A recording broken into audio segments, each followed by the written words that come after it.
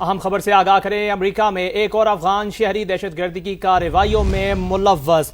محمد داؤد نامی افغان شہری نے ٹک ٹاک پر بم بنانے کا نسخہ شیئر کر دیا۔ ویڈیو میں خود کو بم بناتے ہوئے دکھایا اور فورٹ ورتھ شہر کو نشانہ بنانے کی دھمکی دی۔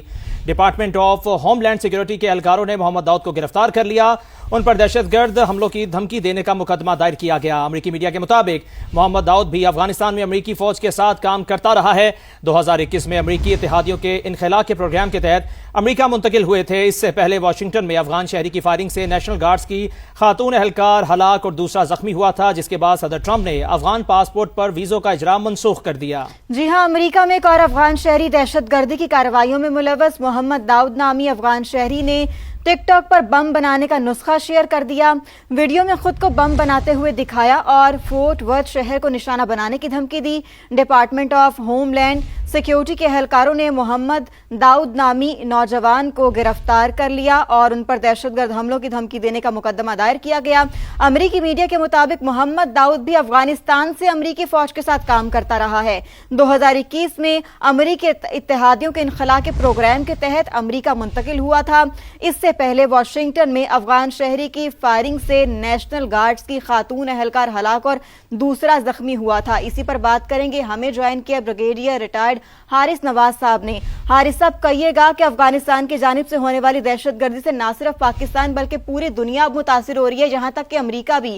امریکہ میں ایک بار پھر سے ایک افغان شہری کو گرفتار کیا گیا جو کہ دہشت گردی کی کارروائیوں میں ملوث ہے۔ کیا کہیں گے آپ اس حوالے سے؟ سچویشن کو کیسے ریڈ کر رہے ہیں؟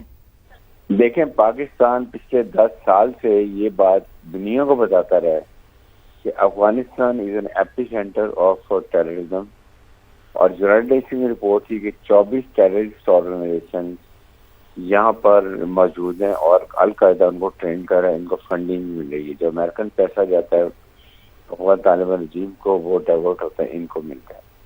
اور اس کے سے پہلے بھی وائٹ ہاؤس میں ایک خاتون کو اس نے مارا ہے اور ایک زخمی ہوا ہے اہلکار، اور اب آپ کے سامنے بم بناتا ہوئے دکھا رہا ہے سب کو، اور وڈ ورتھ کے اندر داؤد نامی شخص۔ اس سے یہ اندازہ لگائیں کہ یہ آہستہ آہستہ انہوں نے اپنے سلیپر سیل جو ہیں وہ یورپ میں اور نارتھ امریکہ میں بنا لی ہیں، اور وہاں پر اب یہ دہشت گردی شروع ہونے والی، بلکہ ہو چکی ہے۔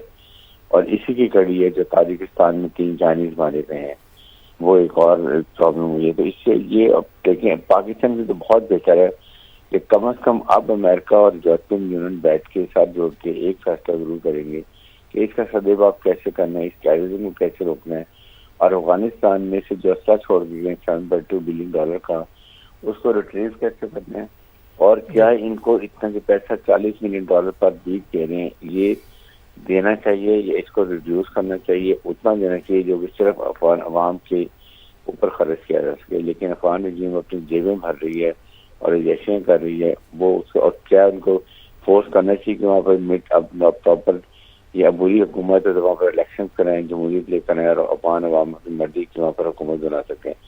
یہ چیزیں بہت ضروری ہیں، اور اس کے ساتھ ساتھ پاکستان کو بھی اب اس کو کھل کے بڑی ہمارا اسٹیچر ہائی ہے۔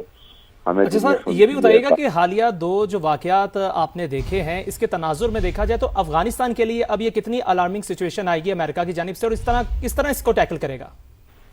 افغانستان کے لیے یہ اب یہ ہے کہ یہ ہمارے لیے بہت بہتر ہوا ہے جب امریکہ نارتھ یورپین یونین خود یہ دیکھیں گے کہ اس کو کیسے اس مصیبت سے دہشت گردی سے نپٹا جائے، اور اس کو نپٹنے کے لیے ایک ہی طریقہ ہے کہ یہ سارے ویپن ایمونیشن جو امریکن چھوڑ گئے تھے وہ واپس لیے جائیں گے، فنڈنگ نہ کی جائے، اور پاکستان کو ملیٹری سپورٹ کیا جائے، کیونکہ پاکستان کے پاس جو ان کے پاس ویپن ہے وہ لیٹسٹ ویپن ایمونیشن ہے، ہمارے پاس ان کا میچنگ ایمونیشن نہیں ہے۔